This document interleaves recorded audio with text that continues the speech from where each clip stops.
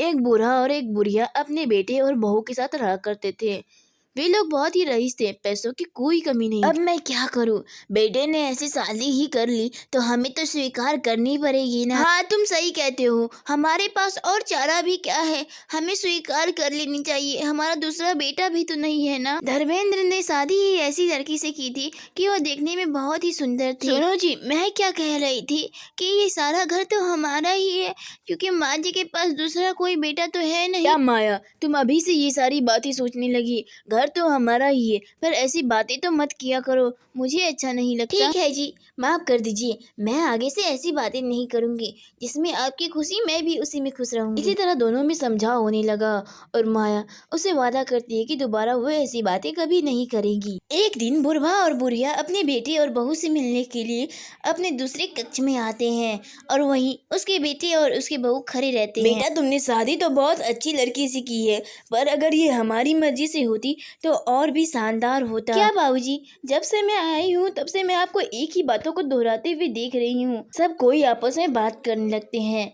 सब कुछ अच्छा ही चल रहा था। माया का व्यवहार, माया की सुंदरता, सब कुछ अच्छा था।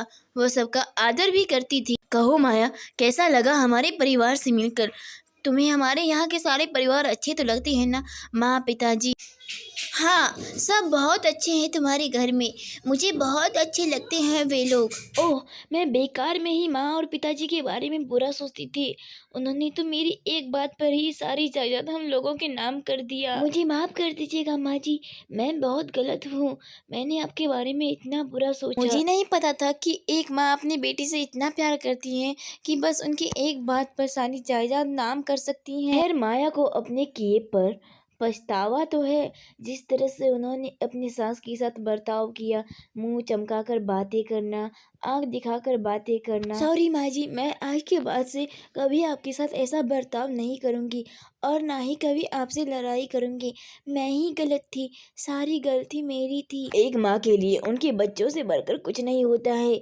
मेरे बेटे ने तो सिर्फ जायदाद ही मांगी थी, अब हमारी उम्र ही क्या रही। वैसे भी जायदाद तो मेरे बेटों के ही नाम होनी थी। जाओ बेटा, जिसमें तुम खुश रहोगे मैं भी यही करूँगी। तो बच्चों, अगर यह कहानी आप लोगों को पसंद आई हो तो प्लीज़ मेरे चैनल को सब्सक्राइब कीजिएगा, ताकि मैं आप लोगों के लिए ऐसे ही और नए नए कहानियाँ लाती रहूँ।